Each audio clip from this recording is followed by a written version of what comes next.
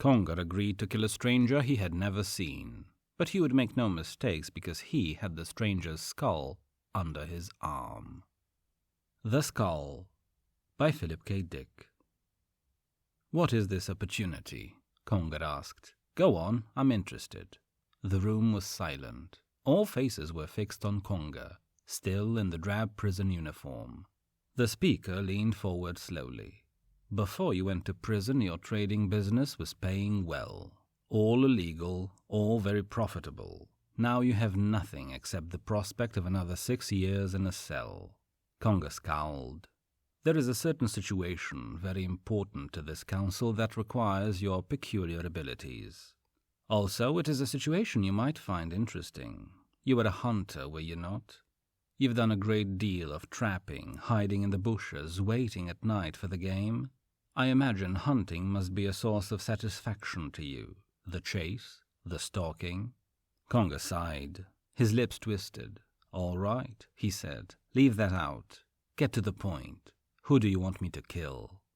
The speaker smiled. "All in proper sequence," he said softly. The car slid to a stop.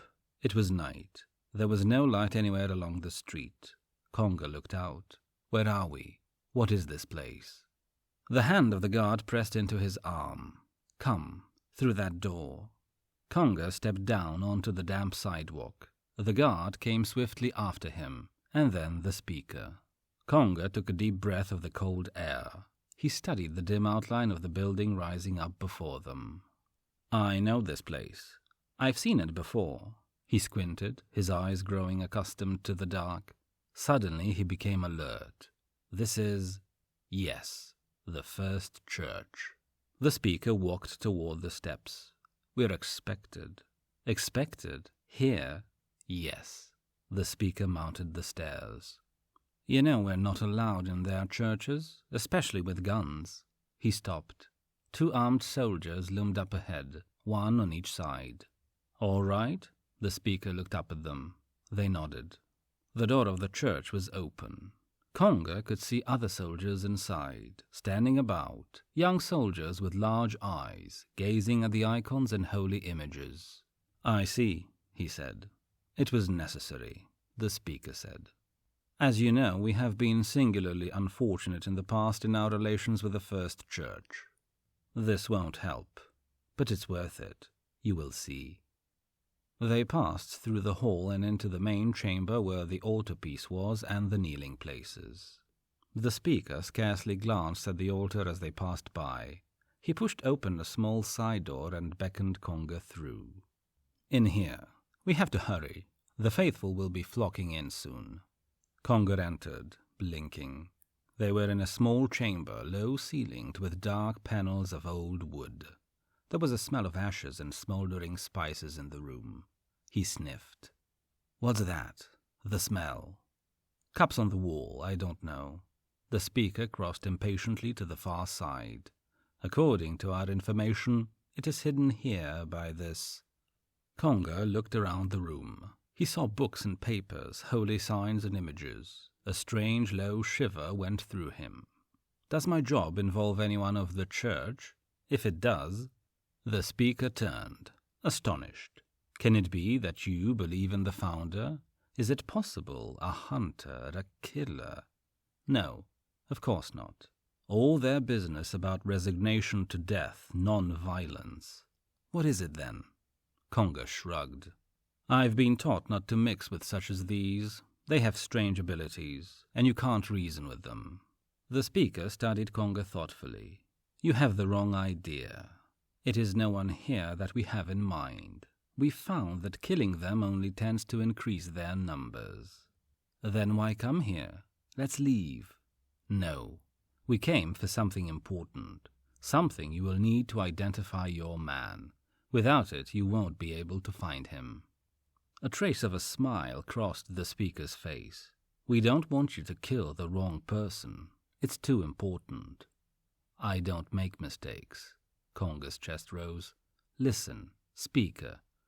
This is an unusual situation," the speaker said. "You see, the person you are after, the person that we are sending you to find, is known only by certain objects here.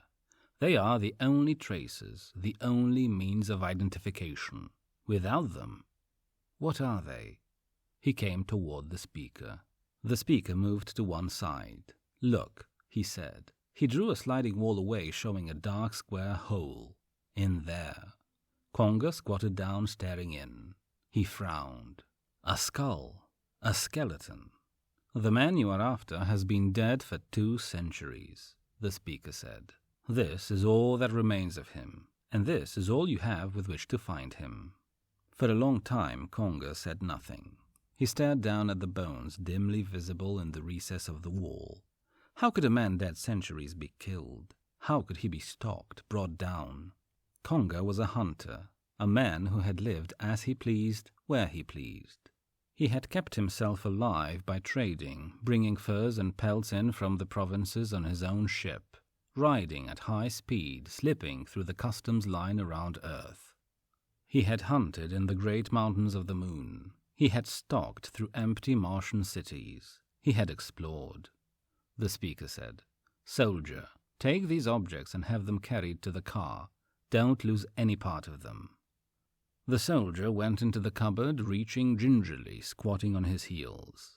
"It is my hope," the speaker continued softly to Conger, "that you will demonstrate your loyalty to us now. There are always ways for citizens to restore themselves, to show their devotion to their society. For you, I think this would be a very good chance. I seriously doubt that a better one will come. And, for your efforts, there will be quite a restitution, of course." The 2 men looked at each other. Conger, thin, unkempt, the speaker immaculate in his uniform. "I understand you," Conger said. I understand this part about the chance, but how can a man who has been dead 2 centuries be—" "I'll explain later," the speaker said. "Right now we have to hurry." The soldier had gone out with the bones wrapped in a blanket held carefully in his arms. The speaker walked to the door. "Come, they've already discovered that we've broken in here, and they'll be coming at any moment." They hurried down the damp steps to the waiting car. A second later, the driver lifted the car up into the air above the housetops. The speaker settled back in the seat. "The First Church has an interesting past," he said.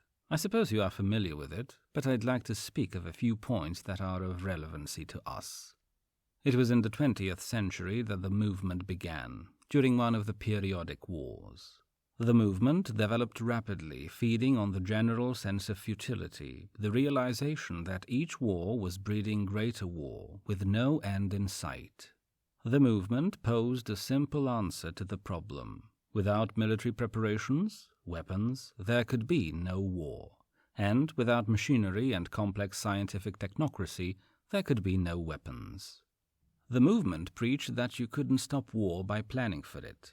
They preached that man was losing to his machinery and science, that it was getting away from him, pushing him into greater and greater wars. Down with society, they shouted, down with factories and science. A few more wars and there wouldn't be much left of the world. The founder was an obscure person from a small town in the American Middle West. We don't even know his name. All we know is that one day he appeared, preaching a doctrine of non-violence, non-resistance, no fighting, no paying taxes for guns, no research except for medicine. Live out your life quietly, tending your garden, staying out of public affairs, mind your own business, be obscure, unknown, poor. Give away most of your possessions, leave the city. At least that was what developed from what he told the people. The car dropped down and landed on a roof. The founder preached this doctrine, or the germ of it. There's no telling how much the faithful have added themselves. The local authorities picked him up at once, of course. Apparently they were convinced that he meant it. He was never released. He was put to death and his body buried secretly. It seemed that the cult was finished. The speaker smiled. Unfortunately, some of his disciples reported seeing him after the date of his death. The rumor spread. He had conquered death. He was divine. It took hold, grew. And here we are today, with the First Church obstructing all social progress. destroying society, sowing the seeds of anarchy. But the wars, Conger said. About them? The wars? Well, there were no more wars. It must be acknowledged that the elimination of war was the direct result of non-violence practiced on a general scale. But we can take a more objective view of war today. What was so terrible about it? War had a profound selective value, perfectly in accord with the teachings of Darwin and Mendel and others. Without war, the mass of useless, incompetent mankind without training or intelligence is permitted to grow and expand unchecked. War acted to reduce their numbers, like storms and earthquakes and droughts. It was nature's way of eliminating the unfit. Without war, the lower elements of mankind have increased all out of proportion. They threaten the educated few, those with scientific knowledge and training, the ones equipped to direct society. They have no regard for science or a scientific society based on reason, and this movement seeks to aid and abet them. Only when scientists are in full control can the... He looked at his watch and then kicked the car door open. I'll tell you the rest as we walk. They crossed the dark roof. Doubtless you now know whom those bones belonged to, who it is that we are after. He has been dead just 2 centuries now, this ignorant man from the Middle West, this founder. The tragedy is that the authorities of the time acted too slowly. They allowed him to speak, to get his message across. He was allowed to preach, to start his cult. And once such a thing is underway, there's no stopping it. But what if he had died before he preached? What if none of his doctrines had ever been spoken? It only took a moment for him to utter them, that we know. They say he spoke just once, just one time. Then the authorities came taking him away. He offered no resistance. The incident was small. The speaker turned to Conger. Small, but we are reaping the consequences of it today. They went inside the building. Inside, the soldiers had already laid out the skeleton on a table. The soldiers stood around it, their young faces intense. Conger went over to the table, pushing past them. He bent down, staring at the bones. So these are his remains, he murmured. The founder. The church has hidden them for 2 centuries. Quite so, the speaker said. But now we have them. Come along down the hall. They went across the room to a door. The speaker pushed it open. Technicians looked up. Conger saw machinery whirring and turning, benches and retorts. In the center of the room there was a gleaming crystal cage. The speaker handed a slam gun to Conger.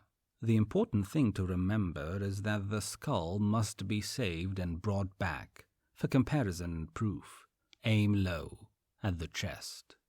Conger weighed the gun in his hands. It feels good, he said. I know this gun. That is, I've seen them before, but I never used one. The speaker nodded. You will be instructed on the use of the gun and the operation of the cage. You will be given all data we have on the time and location. The exact spot was a place called Hudson's Field, about 1960 in a small community outside Denver, Colorado.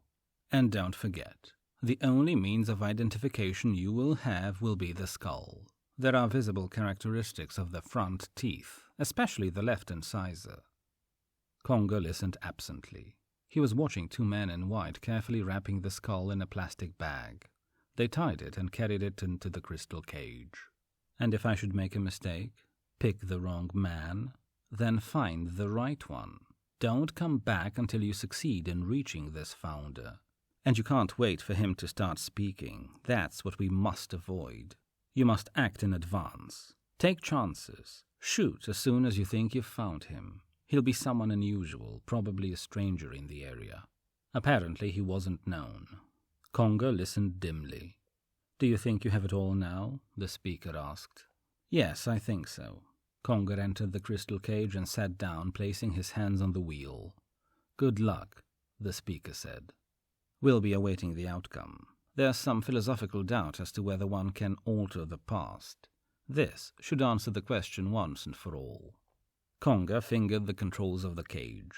By the way, the speaker said, don't try to use this cage for purposes not anticipated in your job. We have a constant trace on it.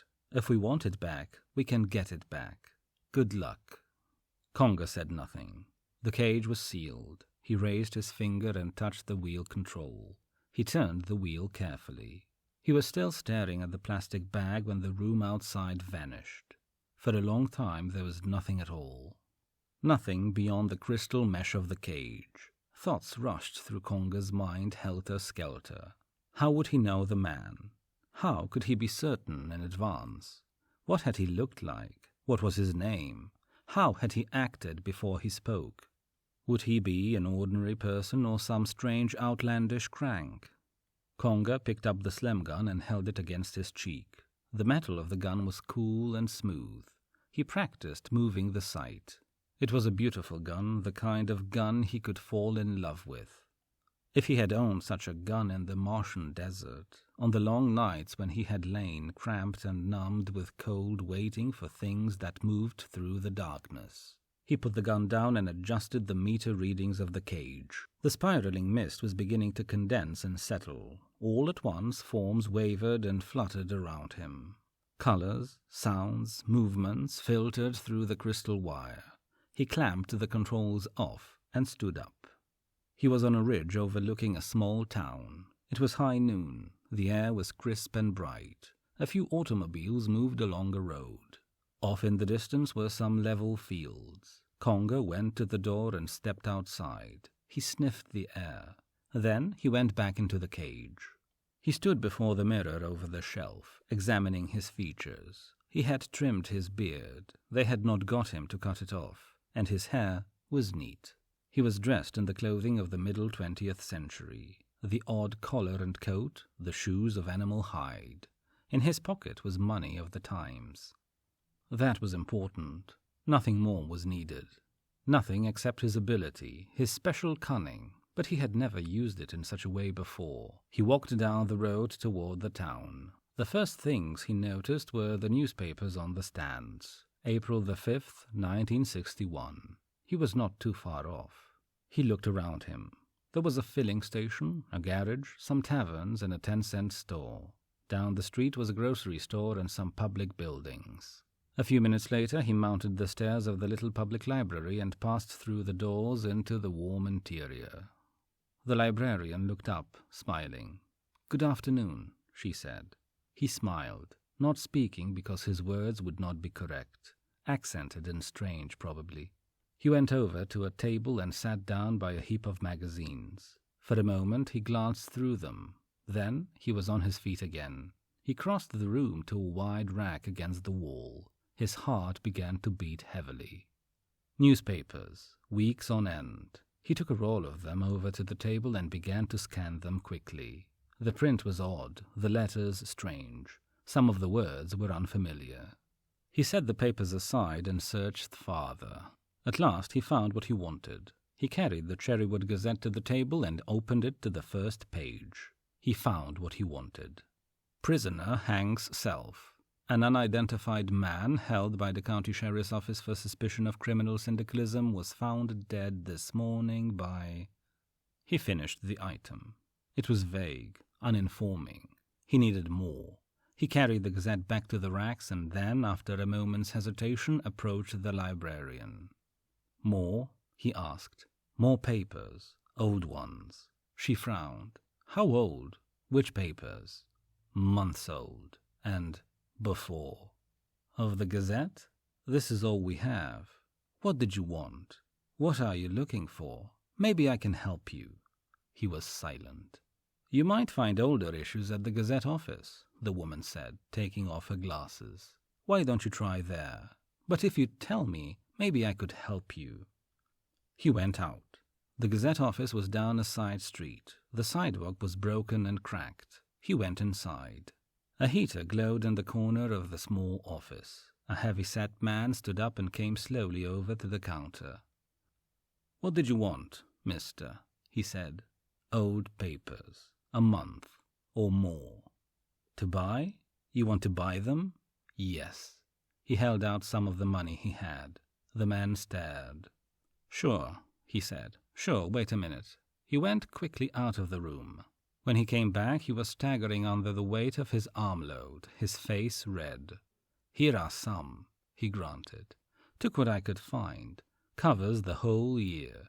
And if you want more—" Conger carried the papers outside. He sat down by the road and began to go through them. What he wanted was 4 months back in December. It was a tiny item, so small that he almost missed it. His hands trembled as he scanned it, using the small dictionary for some of the archaic terms. Man arrested for unlicensed demonstration.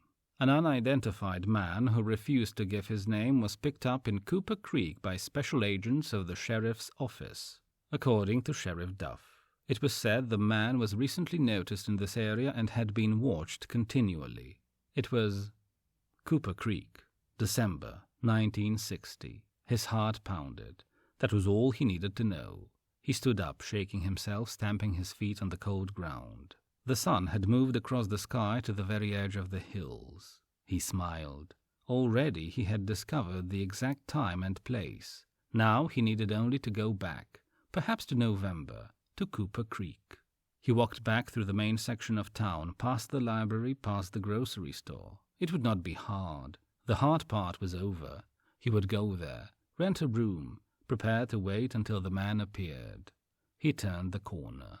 A woman was coming out of a doorway, loaded down with packages. Conger stepped aside to let her pass. The woman glanced at him. Suddenly her face turned white. She stared, her mouth open. Conger hurried on. He looked back. What was wrong with her? The woman was still staring. She had dropped the packages to the ground. He increased his speed. He turned a second corner and went up a side street. When he looked back again, the woman had come to the entrance of the street and was starting after him. A man joined her, and the two of them began to run toward him. He lost them and left the town, striding quickly, easily up into the hills at the edge of town. When he reached the cage, he stopped. What had happened? Was it something about his clothing, his dress? He pondered. Then, as the sun set, he stepped into the cage. Conger sat before the wheel. For a moment he waited, his hands resting lightly on the control. Then he turned the wheel, just a little, following the control readings carefully. The grayness settled down around him, but not for very long. The man looked him over critically. "You better come inside," he said, "out of the cold." "Thanks." Conger went gratefully through the open door into the living room. It was warm and close from the heat of the little kerosene heater in the corner. A woman, large and shapeless in her flowered dress, came from the kitchen. She and the man studied him critically. "It's a good room," the woman said. "I'm Mrs. Appleton. It's got heat. You need that this time of year." "Yes," he nodded, looking around. "You want to eat with us?" "What? You want to eat with us?" The man's brows knitted. "You're not a foreigner, are you, mister?" "No," he smiled. "I was born in this country, quite far west, though." "California?" "No," he hesitated. "In Oregon." "What's it up like there?" Mrs. Appleton asked. "I hear there's a lot of trees and green. It's so barren here. I come from Chicago myself." "That's the Middle West," the man said to her. "You ain't no foreigner." "Oregon isn't foreign either," Conger said. "It's part of the United States." The man nodded absently. He was staring at Conger's clothing. "That's a funny suit you got on, mister," he said. "Where'd you get that?" Conger was lost. He shifted uneasily. "It's a good suit," he said. "Maybe I better go some other place, if you don't want me here." They both raised their hands protestingly. The woman smiled at him. "We just have to look out for those Reds. You know, the government is always warning us about them." "The Reds?" He was puzzled. "The government says they're all around. We're supposed to report anything strange or unusual. Anybody doesn't act normal. Like me?" They looked embarrassed. "Well, you don't look like a Red to me," the man said. "But we have to be careful. The Tribune says—" Conger half listened. It was going to be easier than he had thought. Clearly he would know as soon as the founder appeared. These people, so suspicious of anything different, would be buzzing and gossiping and spreading the story. All he had to do was lie low and listen, down at the general store perhaps, or even here, in Mrs. Appleton's boarding house. "Can I see the room?" he said. "Certainly." Mrs. Appleton went to the stairs. "I'll be glad to show it to you." They went upstairs. It was colder upstairs, but not nearly as cold as outside, nor as cold as nights on the Martian deserts. For that, he was grateful. He was walking slowly around the store, looking at the cans of vegetables, the frozen packages of fish and meats shining and clean in the open refrigerator counters.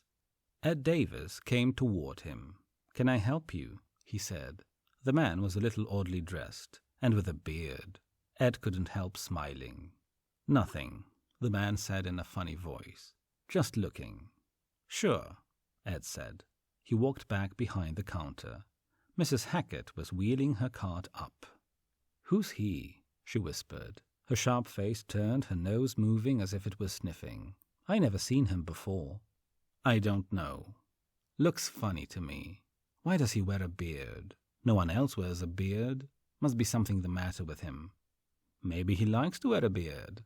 I had an uncle who—" "Wait," Mrs. Hackett stiffened. "Didn't what was his name? The Red, the old one. Didn't he have a beard? Marx. He had a beard." Ed laughed. "This ain't Karl Marx. I saw a photograph of him once." Mrs. Hackett was staring at him. "You did?" "Sure." He flashed a little. "What's the matter with that?" "I'd sure like to know more about him," Mrs. Hackett said. "I think we ought to know more, for our own good." "Hey, mister, want a ride?" Conger turned quickly, dropping his hand to his belt. He relaxed. Two young kids in a car, a girl and a boy. He smiled at them. "A ride? Sure." Conger got into the car and closed the door. Bill Willett pushed the gas and the car roared down the highway. "I appreciate a ride," Conger said carefully. "I was taking a walk between towns, but it was farther than I thought." "Where are you from?" Laura Hunt asked. She was pretty, small and dark, in her yellow sweater and blue skirt. "From Cooper Creek." "Cooper Creek?" Bill said. He frowned. "That's funny. I don't remember seeing you before. Why? Do you come from there?" "I was born there. I know everybody there. I just moved in. From Oregon." "From Oregon? I didn't know Oregon people had accents." "Do I have an accent?" "You use words funny." "How?" "I don't know. Doesn't he, Laura?" "You slur them," Laura said, smiling. "Talk some more. I'm interested in dialects." She glanced at him white-teethed. Conger felt his heart constrict. "I have a speech impediment." "Oh." Her eyes widened. "I'm sorry." They looked at him curiously as the car purred along. Conger, for his part, was struggling to find some way of asking them questions without seeming curious. "I guess people from out of town don't come here much," he said. "Strangers?" "No." Bill shook his head. "Not very much. I'll bet I'm the first outsider for a long time." "I guess so." Conger hesitated. "A friend of mine, someone I know, might be coming through here." "Where do you suppose I might?" He stopped. "Would there be anyone certain to see him? Someone I could ask. Make sure I don't miss him if he comes." They were puzzled. "Just keep your eyes open. Cooper Creek isn't very big." "No, that's right." They drove in silence. Conger studied the outline of the girl. Probably she was the boy's mistress. Perhaps she was his trial wife. Or had they developed trial marriage back so far? He could not remember. But surely such an attractive girl would be someone's mistress by this time. She would be 16 or so by her looks. He might ask her sometime, if they ever meet again. The next day Conger went walking along the one main street of Cooper Creek. He passed the general store, the 2 filling stations, and then the post office. At the corner was the soda fountain. He stopped. Laura was sitting inside talking to the clerk. She was laughing, rocking back and forth. Conger pushed the door open. Warm air rushed around him. Laura was drinking hot chocolate with whipped cream. She looked up in surprise as he slid into the seat beside her. "I beg your pardon," he said. "Am I intruding?" "No." She shook her head. Her eyes were large and dark. "Not at all." The clerk came over. "What do you want?" Conga looked at the chocolate. "Same as she has." Laura was watching Conga, her arms folded, elbows on the counter. She smiled at him. "By the way, you don't know my name. Laura Hunt." She was holding out her hand. He took it awkwardly, not knowing what to do with it. "Conga is my name," he murmured. "Conga? Is that your last or first name?" "Last or first?" He hesitated. "Last. Omar Conga." "Omar?" She laughed. "That's like the poet, Omar Khayyam." "I don't know of him. I know very little of poets. We restored very few works of art. Usually only the church has been interested enough." He broke off. She was staring. He flushed. "Where I come from," he finished. "The church? Which church do you mean?" "The church." He was confused. The chocolate came and he began to sip it gratefully. Laura was still watching him. "You're an unusual person," she said. "Bill didn't like you, but he never likes anything different. He's so prosaic. Don't you think that when a person gets older he should become broadened in his outlook?" Conga nodded. "He says foreign people ought to stay where they belong, not come here. But you're not so foreign. He means Orientals, you know." Conga nodded. The screen door opened behind them. Bill came into the room. He stared at them. "Well?" he said. Conga turned. "Hello." "Well?" Bill sat down. "Hello, Laura." He was looking at Conga. "I didn't expect to see you here." Conga tensed. He could feel the hostility of the boy. Something wrong with that? No, nothing wrong with it. There was silence. Suddenly Bill turned to Laura. "Come on, let's go." "Go?" She was astonished. "Why?" "Just go." He grabbed her hand. "Come on, the car's outside."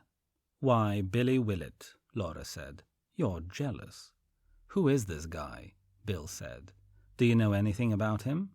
Look at him, his beard." She flared. "So what? Just because he doesn't drive a Packard and go to Cooper High?" Conga sized the boy up. He was big and strong. Probably he was part of some civil control organization. "Sorry," Conga said. "I'll go." "What's your business in town?" Bill asked. "What are you doing here? Why are you hanging around Laura?" Conga looked at the girl. He shrugged. "No reason. I'll see you later." He turned away and froze. Bill had moved. Conga's fingers went to his belt. "Half pressure," he whispered to himself. "No more. Half pressure." He squeezed. The room leaped around him. He himself was protected by the lining of his clothing, the plastic sheathing inside. "My God." Laura put her hands up. Conga cursed. He hadn't meant any of it for her. But it would wear off. There was only a half amp to it. It would tingle. Tingle and paralyze. He walked out the door without looking back. He was almost to the corner when Bill came slowly out, holding onto the wall like a drunken man. Conga went on. As Conga walked restless in the night, a form loomed in front of him. He stopped, holding his breath. "Who is it?" A man's voice came. Conga waited, tense. "Who is it?" the man said again. He clicked something in his hand. A light flashed. Conga moved. "It's me," he said. "Who is me?" "Conga is my name. I'm staying at the Appletons' place. Who are you?" The man came slowly up to him. He was wearing a leather jacket. There was a gun at his waist. "I'm Sheriff Duff. I think you're the person I want to talk to. You were in Bloom's today about 3 o'clock. "Bloom's?" "The fountain, where the kids hang out." Duff came up beside him, shining his light into Conga's face. Conga blinked. "Turn that thing away," he said. A pause. "All right." The light flickered to the ground. "You were there. Some trouble broke out between you and the Willett boy. Is that right? You had a beef over this girl." "We had a discussion," Conga said carefully. "Then what happened?" "Why?" I'm just curious. They say you did something. Did something? Did what? I don't know. That's what I'm wondering. They saw a flash, and something seemed to happen.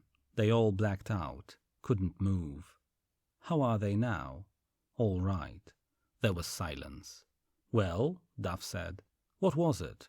A bomb? A bomb? Conger laughed. No. My cigarette lighter caught fire. There was a leak and the fluid ignited. Why did they all pass out? Fumes. Silence. Conger shifted, waiting. His fingers moved slowly toward his belt. The sheriff glanced down. He grunted. If you say so, he said. Anyhow, there wasn't any real harm done. He stepped back from Conger. And that Willett is a troublemaker. Good night, then, Conger said. He started past the sheriff. One more thing, Mr. Conger, before you go. You don't mind if I look at your identification, do you? No, not at all. Conger reached into his pocket. He held his wallet out. The sheriff took it and shined his flashlight on it. Conger watched, breathing shallowly. They had worked hard on the wallet, studying historic documents, relics of the times, all the papers they felt would be relevant. Duff handed it back. Okay, sorry to bother you.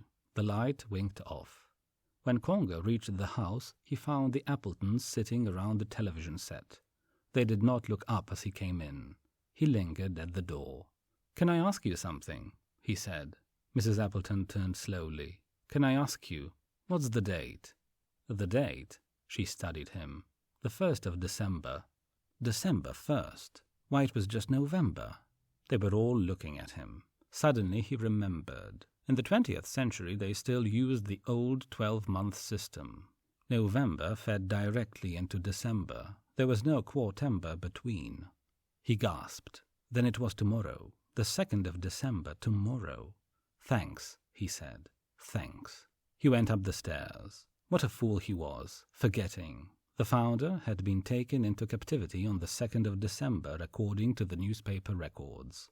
Tomorrow, only 12 hours hence, the founder would appear to speak to the people and then be dragged away. The day was warm and bright. Conger's shoes crunched the melting crust of snow. On he went through the trees heavy with white. He climbed a hill and strode down the other side, sliding as he went. He stopped to look around. Everything was silent. There was no one in sight. He brought a thin rod from his waist and turned the handle of it. For a moment nothing happened. Then there was a shimmering in the air. The crystal cage appeared and settled slowly down. Conger sighed. It was good to see it again. After all, it was his only way back. He walked up on the ridge. He looked around with some satisfaction, his hands on his hips. Hudson's Field was spread out all the way to the beginning of town. It was bare and flat, covered with a thin layer of snow. Here the founder would come. Here he would speak to them, and here the authorities would take him. Only he would be dead before they came. He would be dead before he even spoke. Conger returned to the crystal globe. He pushed through the door and stepped inside. He took the slam gun from the shelf and screwed the bolt into place. It was ready to go, ready to fire. For a moment he considered. Should he have it with him? No. It might be hours before the founder came, and suppose someone approached him in the meantime. When he saw the founder coming toward the field, then he could go and get the gun. Conger looked toward the shelf. There was the neat plastic package. He took it down and unwrapped it. He held the skull in his hands, turning it over. In spite of himself, a cold feeling rushed through him. This was the man's skull, the skull of the founder, who was still alive, who would come here, this day, who would stand on the field not 50 yards away. What if he could see this, his own skull, yellow and eroded, 2 centuries old? Would he still speak? Would he speak if he could see it, the grinning, aged skull? What would there be for him to say, to tell the people? What message could he bring? What action would not be futile when a man could look upon his own aged, yellowed skull? Better they should enjoy their temporary lives while they still had them to enjoy. A man who could hold his own skull in his hands would believe in few causes, few movements. Rather, he would preach the opposite, a sound. Conga dropped the skull back on the shelf and took up the gun. Outside, something was moving. He went quickly to the door, his heart beating. Was it he? Was it the founder, wandering by himself in the cold, looking for a place to speak? Was he meditating over his words, choosing his sentences? What if he could see what Conga had held? He pushed the door open, the gun raised. Laura. He stared at her. She was dressed in a wool jacket and boots, her hands in her pockets. A cloud of steam came from her mouth and nostrils. Her breast was rising and falling. Silently they looked at each other. At last, Conga lowered the gun. "What is it?" he said. "What are you doing here?" She pointed. She did not seem able to speak. He frowned. What was wrong with her? "What is it?" he said. "What do you want?" He looked in the direction she had pointed. "I don't see anything." "They are coming." "They? Who? Who are coming?" "They are. The police."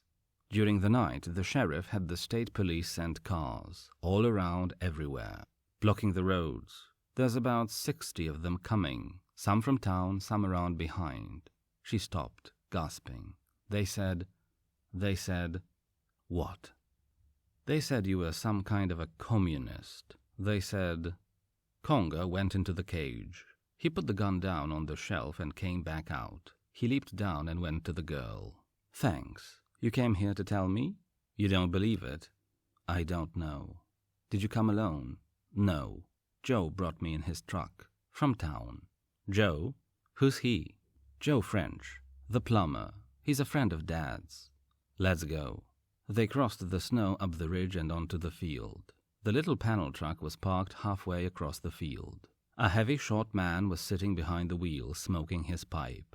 He sat up as he saw the two of them coming toward him. "Are you the one?" he said to Conga. "Yes. Thanks for warning me." The plumber shrugged. "I don't know anything about this. Laura says you're all right." He turned around. "It might interest you to know some more of them are coming. Not to warn you. Just curious." "More of them?" Conga looked toward the town. Black shapes were picking their way across the snow. "People from the town. You can't keep this sort of thing quiet. Not in a small town. We all listened to the police radio. They heard the same way Laura did. Someone tuned in, spread it around. The shapes were getting closer. Conga could make out a couple of them. Bill Willett was there, with some boys from the high school. The Appletons were along, hanging back in the rear. Even Ed Davis, Conga murmured. The storekeeper was toiling onto the field, with 3 or 4 other men from the town. "All curious as hell," French said. "Well, I guess I'm going back to town. I don't want my truck shot full of holes. Come on, Laura." She was looking up at Conga, wide-eyed. "Come on," French said again. "Let's go. You sure as hell can't stay here, you know." "Why?" "There may be shooting. That's what they all came to see. You know that, don't you, Conga?" "Yes." "You have a gun? Or don't you care?" French smiled a little. "They've picked up a lot of people in their time, you know. You won't be lonely." He cared all right. He had to stay here on the field. He couldn't afford to let them take him away. Any minute the founder would appear, would step onto the field. Would he be one of the townsmen, standing silently at the foot of the field, waiting, watching? Or maybe he was Joe French, or maybe one of the cops. Any one of them might find himself moved to speak. And the few words spoken this day were going to be important for a long time. And Conga had to be there, ready when the first word was uttered. "I care," he said. "You go on back to town, take the girl with you." Laura got stiffly in beside Joe French. The plumber started up the motor. "Look at them standing there," he said, "like vultures, waiting to see someone get killed." The truck drove away, Laura sitting stiff and silent, frightened now. Conga watched for a moment. Then he dashed back into the woods between the trees toward the ridge. He could get away, of course. Anytime he wanted to, he could get away. All he had to do was to leap into the crystal cage and turn the handles. But he had a job, an important job. He had to be here at this place, at this time. He reached the cage and opened the door. He went inside and picked up the gun from the shelf. The slim gun would take care of them. He notched it up to full count. The chain reaction from it would flatten them all. The police, the curious, sadistic people. They wouldn't take him. Before they got him, all of them would be dead. He would get away. He would escape. By the end of the day, they would all be dead, if that was what they wanted. And he saw the skull. Suddenly, he put the gun down. He picked up the skull. He turned the skull over. He looked at the teeth. Then he went to the mirror. He held the skull up, looking in the mirror. He pressed the skull against his cheek. Beside his own face, the grinning skull leered back at him. Beside his skull, against his living flesh. He bared his teeth, and he knew. It was his own skull that he held. He was the one who would die. He was the founder. After a time, he put the skull down. For a few minutes, he stood at the controls, playing with them idly. He could hear the sounds of motors outside, the muffled noise of men. Should he go back to the present, where the speaker waited? He could escape, of course. Escape. He turned toward the skull. There it was, his skull, yellow with age. Escape? Escape when he had held it in his own hands? What did it matter if he put it off a month, a year, 10 years, even 50? Time was nothing. He had sipped chocolate with a girl born 150 years before his time. Escape? For a little while, perhaps. But he could not really escape, no more so than anyone else had ever escaped, or ever would. Only he had held it in his hands, his own bones, his own death's head. They had not. He went out the door and across the field, empty-handed. There were a lot of them standing around, gathered together, waiting. They expected a good fight. They knew he had something. They had heard about the incident at the fountain. And there were plenty of police. Police with guns and tear gas creeping across the hills and ridges between the trees, closer and closer. It was an old story, in this century. One of the men tossed something at him. It fell in the snow by his feet, and he looked down. It was a rock. He smiled. "Come on," one of them called. "Don't you have any bombs? Throw a bomb. You, with a beard. Throw a bomb. Let 'em have it. Toss a few A-bombs." They began to laugh. He smiled. He put his hands to his hips. They suddenly turned silent, seeing that he was going to speak. "I'm sorry," he said simply. "I don't have any bombs. You're mistaken." There was a flurry of murmuring. "I have a gun," he went on. "A very good one, made by science even more advanced than your own. But I'm not going to use that either." They were puzzled. "Why not?" someone called. At the edge of the group, an older woman was watching. He felt a sudden shock. He had seen her before. Where? He remembered. The day at the library. As he had turned the corner, he had seen her. She had noticed him and been astounded. At the time, he did not understand why. Conger grinned. So he would escape death. The man who right now was voluntarily accepting it. They were laughing at a man who had a gun but didn't use it. But by a strange twist of science, he would appear again, a few months later, after his bones had been buried under the floor of a jail. And so, in a fashion, he would escape death. He would die, but then, after a period of months, he would live again, briefly, for an afternoon. An afternoon. Yet long enough for them to see him, to understand that he was still alive, to know that somehow he had returned to life. And then, finally, he would appear once more after 200 years had passed, 2 centuries later. He would be born again. Born, as a matter of fact, in a small trading village on Mars. He would grow up, learning to hunt and trade. A police car came on the edge of the field and stopped. The people retreated a little. Conger raised his hands. "I have an odd paradox for you," he said. "Those who take lives will lose their own. Those who kill will die. But he who gives his own life away will live again." They laughed, faintly, nervously. The police were coming out, walking toward him. He smiled. He had said everything he intended to say. It was a good little paradox he had coined. They would puzzle over it, remember it. Smiling, Conger awaited a death foreordained. The end. This has been The Skull by Philip K. Dick, read by Matthias Peterson.